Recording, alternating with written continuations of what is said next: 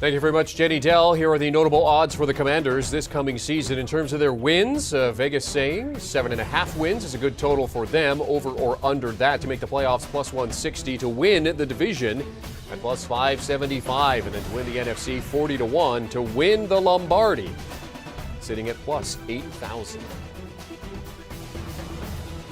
Welcome into the Friday edition of the Football Happy Hour. Jeremy St. Louis alongside former NFL quarterback, CBS Sports HQ NFL analyst Brady Quinn as we talk Washington Commanders to end the week, looking to improve, of course, on last season's 7-10 campaign as Ron Rivera enters his third season. And since we have a quarterback here, let's start with the quarterback there, Brady. Carson Wentz on his third team in 3 seasons. How difficult is it for a quarterback to bounce around as much as he has and find success?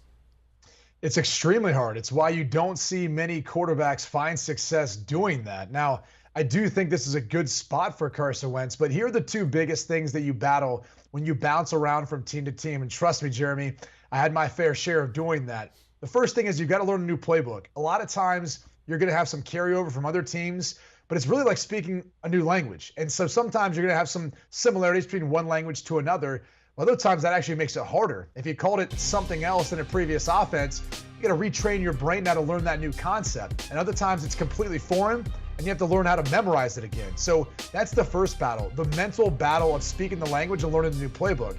The second thing is the chemistry.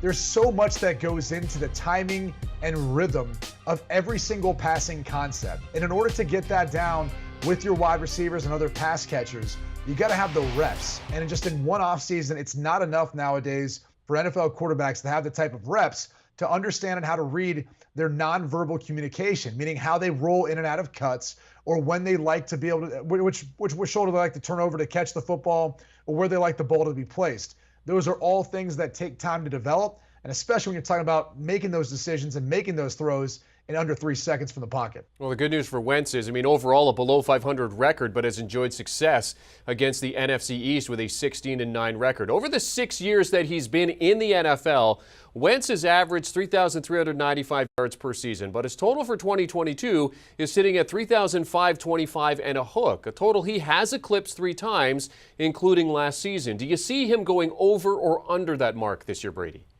Well, first thing is he's got a winning record overall in his career as a starting quarterback. So you got to give him some props there. And I think that's one of the reasons why we can say what we want about what happened in Indianapolis, but he has proven the ability to play at a really high level in this league. He's formerly been a Pro Bowl caliber quarterback. And by the way, he would have went over this 3,525 and a half yard mark in passing yards that season had he not gotten hurt. He was about 300 yards shy of that, only played in 13 games. So that would have been the 4th season he's done that.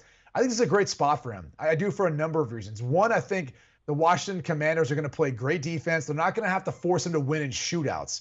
That's the first thing. The second is the supporting cast. You talked about Terry McLaurin, that big contract he signed in the offseason. He's one of the bright budding stars of wide receiver in the NFL with his elite speed. But that's to go along with a guy like Curtis Samuel who can do a bunch of different things, whether it's in the backfield, out of wide receiver. And then their first-round pick, Jahan Dotson, who's turning a lot of heads right now throughout this offseason and training camp, not to mention Logan Thomas, who's currently on the PUP, or the running backs, who also are going to play a factor in all of it. So I like his chances of actually finding maybe a home here in Washington. Look, they got 7 wins a year ago, and I think Carson Wentz is an upgrade at quarterback for them. So I like the over of the wins as far as what he can bring them as well. We talk about Wentz and the instability for him. What about Terry McLaurin, though, Brady? He hasn't had the same quarterback throwing to him in consecutive years since he joined the league. He's still been stellar, averaging over 1,000 yards in each of his 3 seasons. His average is just over his set total for this season, looking at 1,025 and a hook. When you look at his numbers, this looks like easy money. Yeah, I think it's easy money, too. He's gone over this number the past 2 seasons. The only season he hit 1,000 yards was his rookie season. So he should go over this number, and you have to think that Carson Wentz is probably working as hard right now as he ever has before on developing that chemistry with Terry McLaurin, who is their number 1 wide receiver. I think that was part of the issue in Indy, is they really haven't had a true number 1 wide receiver that's been able to display themselves until Pittman probably in the latter half of last year. McLaurin is the guy, and I think Jahan Dotson's going to take some pressure off of him, as will Curtis Samuel and that rushing attack. So I would expect McLaurin to go over this number. I think it's really going to come down to how fast him and Carson Wentz get on the same page. Yeah, the last quarterback to start consecutive seasons for Washington was Kirk Cousins back in 2016. and 2017. All right, after appearing in just 9 games last season and then suffering that ACL injury that's going to carry over into this season, former Defensive Rookie of the Year Chase Young looking to rebound once he does get back onto the field. Brady, he's 20-1 to win Defensive Player of the Year. Are those odds fair, do you think, or for Young at this point, is it just about getting back onto the field and being as productive as possible? Yeah, I think it's more that, to be honest with you, Jeremy. I think it's getting back onto the field and demonstrating that, one, the injury is not going to hinder him the rest of his career, but two, he can be the player he was drafted to be.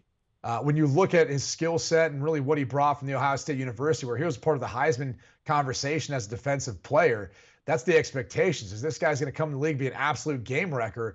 And look, in future years, I do think he could compete for that Defensive Player of the Year. I just don't see it happening this year. I mean, he's not even going to start the season off on a healthy note. And you've got some really tough competition. When you look at the likes of a guy like Aaron Donald, who you could probably give the award to every year. TJ Watt and tying the sack record last year. I think Myles Garrett, Micah Parsons, who came in as a rookie and I think flashed on the scene. But Garrett's probably a guy who's going to be up for Defensive Player of the Year at some point.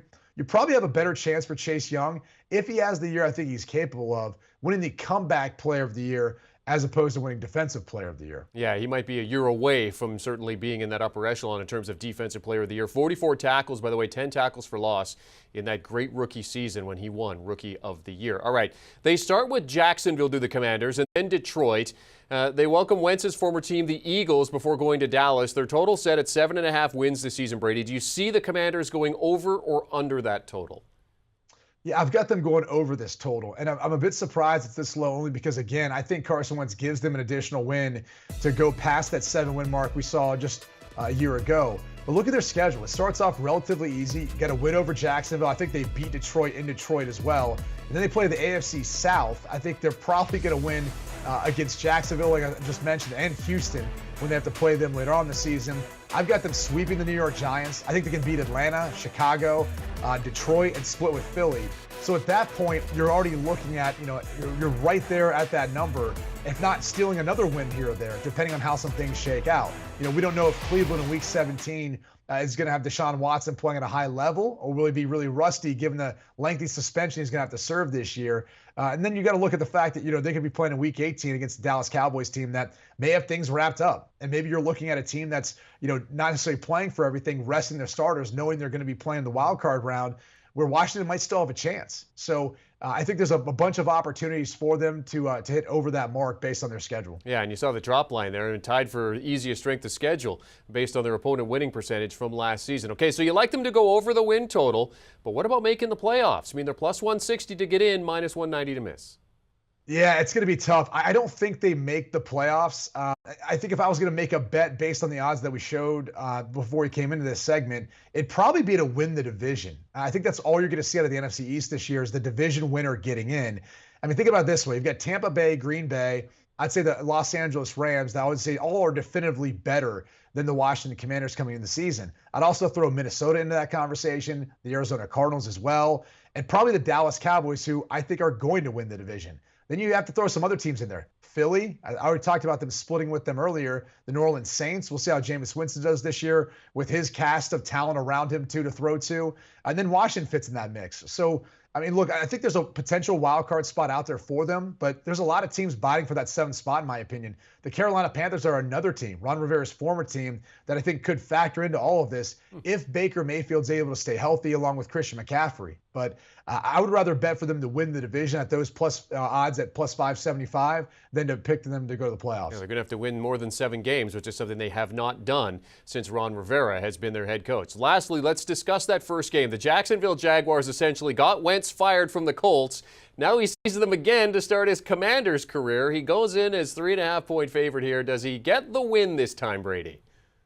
Some crazy things happen week 1 of the NFL season, Jeremy. So I wouldn't be shocked if the Jacksonville Jaguars didn't find a win somehow with Doug Peterson now taking over as head coach. Maybe he provides a little extra spark. But everything that I've seen so far, it's still pretty alarming that the roster is just not where it needs to be competitive with a roster like the Washington Commanders. So I'd lay the 3.5 points right now. Be curious to see if that line doesn't go down a little bit further when we get closer to the game. I also like the under of this one. I think a low-scoring game, Jacksonville's going to have a hard time scoring against that defense, even as woeful as the pass defense was last year for Washington. I think Ron Rivera is going to fix that throughout the course of this offseason. And look, I think the Washington Commanders will be able to have more production, but there might be some tough moments there where Carson Wentz is still trying to get ingrained within this offense. So low-scoring game, but lay the points with the Washington Commanders. Yeah, and you see there the Jags have lost 17 straight road games dating back to December of 2019. He is CBS Sports HQ NFL analyst Brady Quinn discussing the season ahead for the Washington Commanders. Thanks, Brady. Good to see you as always. The NFL returns to CBS on September 11th. A couple of big games to get things rolling, too. AFC East battle between the Pats and the Dolphins in Miami as two former Alabama quarterback teammates go head-to-head. And we'll have the Baker Mayfield revenge game as the Browns go to Carolina. The NFL on CBS and streaming on Paramount Plus in 23 days. Do you want a sports network that delivers everything that matters about the game? The highlights, the picks, the instant analysis, no yelling, no fake debates, no politics. Hit the subscribe button and never miss a moment.